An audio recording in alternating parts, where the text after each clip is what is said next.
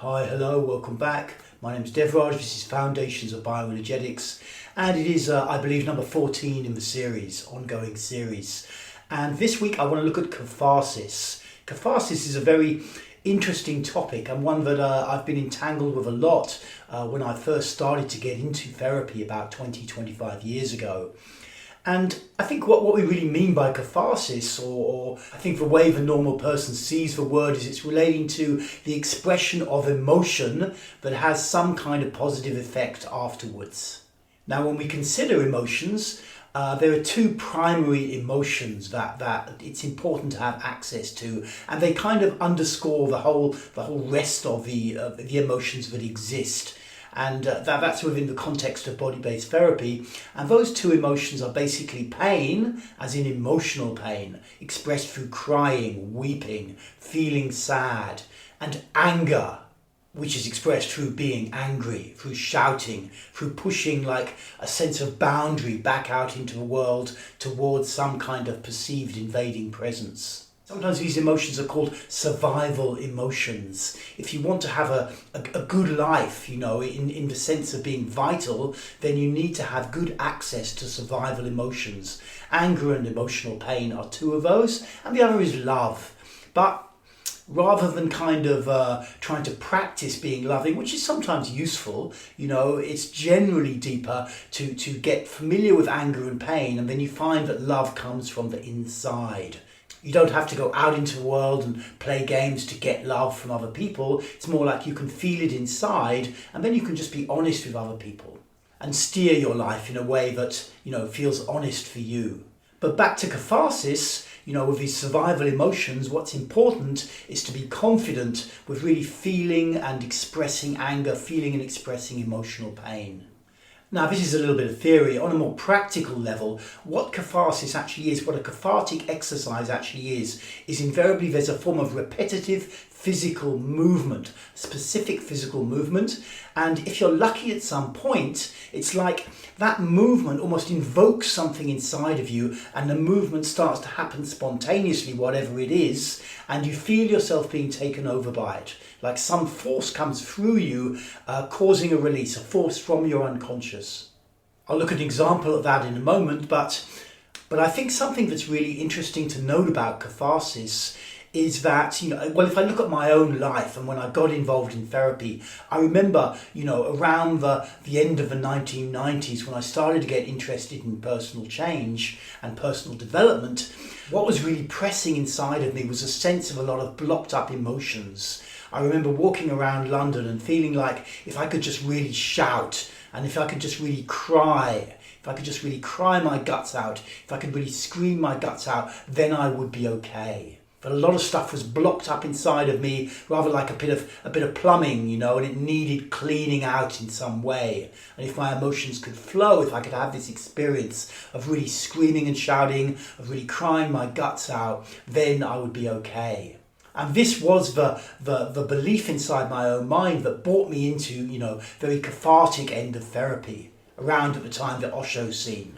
As, whatever else you might say about Osho, the Indian mystic, cathartic therapies were popular around his followers and around the scene that he created.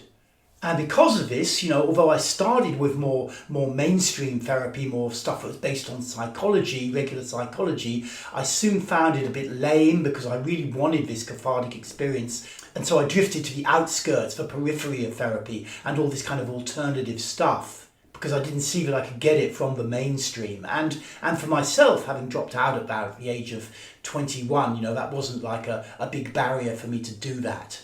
Okay, so I've said that a cathartic exercise is a physical exercise that you do repetitively and that you hope that at some point, like something inside of you just takes over and you experience a release. Let's take a look at an example of that. Bashing cushions, always a favourite back in the day. I don't have the right kind of cushions here, and I'm not going to do like a proper demo. If you look on my YouTube channel for things about catharsis, or I think there's one called bashing and shouting or something like that, then you'll see actual proper catharsis. But I've just got a couple of cushions here to demonstrate cushion bashing, just for the purpose of making it clear what catharsis is on a theoretical level. Okay, so if you're really going to do this cushion bashing exercise, it's good to have a much firmer. These are cushions off my sofa and they're not very solid and firm. The best type generally tend to be like these kind of yoga cushions that you get that are full, they're filled with buckwheat hulls. Basically, they give a nice firm kind of feeling because this kind of exercise, you want this sense that you're bashing into something of a certain strength and tangibility. Obviously, you don't want to hurt yourself, but at the same time, you don't want it to be too fluffy. You want that real tactile sense that you're hitting something solid. It kind of gives the exercise meaning and helps the actual spontaneous catharsis to happen if it's going to happen. So, cushion bashing, just in case you want to give it a go, you do it kneeling, standing up. You start kneeling, standing up, and then you have your cushions in front of you, or cushion in front of you, and you put your fists, you make two fists. You don't interlock your fingers because if you hit hard, you could hurt your fingers, maybe even break one, and you obviously don't want to do that. You make two fists with your thumbs on the outside, and you put them together.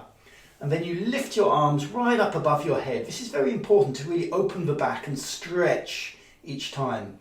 And then you're going to come down quite hard with the word no.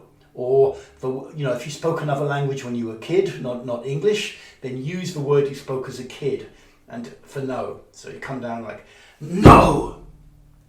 Like this. And then you come back up and you go. You can start quite slowly to get it right. But the important thing is to really stretch back each time with this particular exercise. No! No! No! No! And you keep going like this for a while, maybe 30 seconds, something like that, and then you try to really feel your body, maybe increase the speed a little bit and see if something spontaneous starts to happen. Sometimes it might look a bit like you're kind of, no, no, no, no, no, no. There's this sense that something's taking over. I'm not really scripting the whole movement, and it's just my body starting to do it. That was good fun. I haven't done it for a bit. And so it doesn't necessarily have to take long. Once you get into this kind of catharsis, often it's only like 20, 30 seconds. And after you complete it, it's essential just to spend some time just lying down flat out, eyes closed, simply feeling your body, not paying attention to your breath, letting it be however it is, eyes closed, just feeling your body for a couple of minutes. That's very vital integration time, so it's important. Now, I said it doesn't take long, but what's important with pretty much any cathartic exercise is that you spend a little bit of time, you invest a bit of time opening your body first. So in practical terms, that would probably mean doing something like bow and arch, maybe on a 1.5 minute or a 2-minute ding, going round 3 times. So you take 10-15 minutes just to prepare your body, get your body open, then you come down onto your cushions and you start no mechanically, and then see if something wants to take off. Okay, let's just consider a couple of other cathartic exercises you can do. What's also a feature in catharsis is the possibility of making sound and also of expressing spontaneously, like free association. When I was doing therapist training, we would do a lot of face-to-face screaming. So you're standing, let me just demonstrate the posture. So you're standing in a specific posture, which is good for expressing anger, and that's with your feet wider than shoulder width apart and the outsides of your feet roughly parallel, and your backbone upright, your fists tight, rather like you're riding a horse and you're kind of holding onto the reins. You shouldn't be leaning forwards or leaning backwards.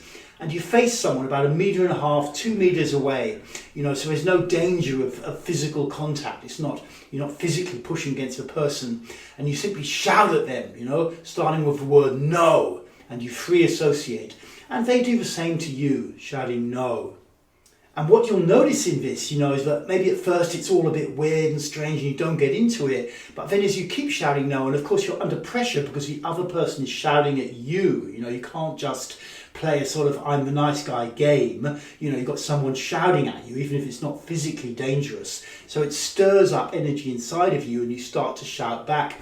And you may find yourself just screaming stuff that you totally unscripted, just releasing something. You project your mother, your father, your partner, your boss, whatever, on this person, and you just release, and they do the same to you.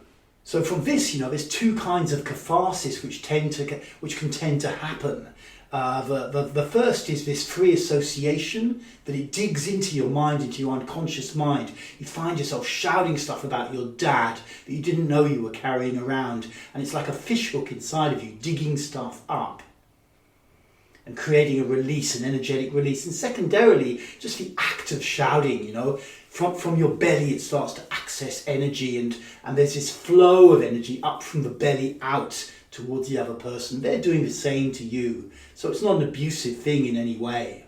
Now, exercise like this generally needs to be done with some kind of therapist or experienced people, because otherwise, you know, if you don't know how to do it, you know, you may find, you know, you started off with a friend and then you end up kind of, yeah, that was great, and you never speak to each other again. You know, it's important to close with hugging, feeling, and spending time, you know, just relaxing. So, you know, I don't want to give free license to people just to start doing this exercise with their friends, because you may find it's not beneficial for your social life. You know, at least at first you need to know the kind of way to really hold the space for that. Another possibility for catharsis is using a punch bag. You know, if you see one of those big heavy punch bags that you get down the gym that boxers train with, you know, that hang from the ceiling, what you can do is stand, you know, facing it, and you begin to punch, rather like with the cushion thing, and you begin to make sound. You know, you can't always do this down the gym because people will look at you funny. And then instead of, you know, like if you're normally using a punch bag, you know, you're very controlled, measured, you know, you're practicing your boxing moves and stuff, punching, you know, slowly, and, you know, jabbing and whatever.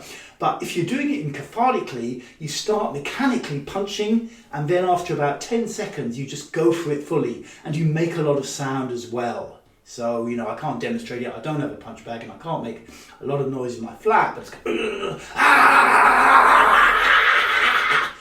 punching away like crazy and just trying to release everything. That's very important. Most of us, you know, we learn to control and hold on to our energy in case we need it. You know, we learn to control it. But if you can just let yourself try to release it, you know, and if you get started with that, you may find your body takes over. It's a catharsis happens. After doing that, you know, maybe the release only lasts like 20 seconds, lie down on the mat. Again, you know, spend some time opening your body to start with. Finally, let's just take a quick look at the tantrum, another classic cathartic exercise.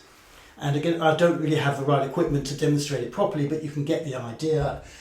No pillow with your head, and you're lying on your mat. This should be quite a firm mat, somewhere between the average mattress and carpet. So you might want like 2 or 3 yoga mats. You need to be able to feel like you can bash with your fists and kick down with your feet fairly hard without hurting yourself. Again, you want this sense of something solid beneath you, but not so solid that it hurts you. Head is down. You know, remember, in these kinds of exercises, raising your head with a pillow tends to close your throat, which is not helpful in release. And with this exercise, you make 3 movements, and again, you see if something just takes off. You know, it's exactly the same principle, cathartic principle. And those 3 movements are bashing with the fists, one at a time, arms straight, bashing against the mats. Secondarily, kicking with the feet, usually in opposite time. So this arm comes up, this leg comes up, then reverse. Something like that.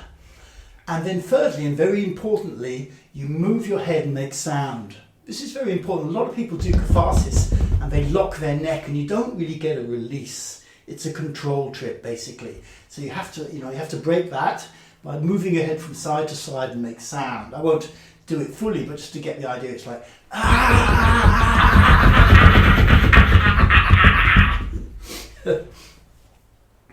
Again, you find at some point, you know, if you're lucky, something starts to take off and release. And once again, you know, time spent on build-up is important, and a few minutes just relaxing, integrating at the end is important.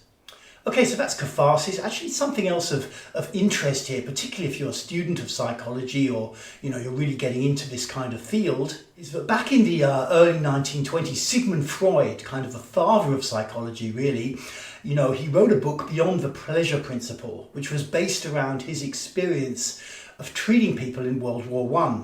A lot of people came out of that war, you know, it was a very brutal, bloody war with trench warfare and this kind of thing, extremely traumatized, you know, lots of shells dropping, never sleeping, all sorts of mad stuff going on around you.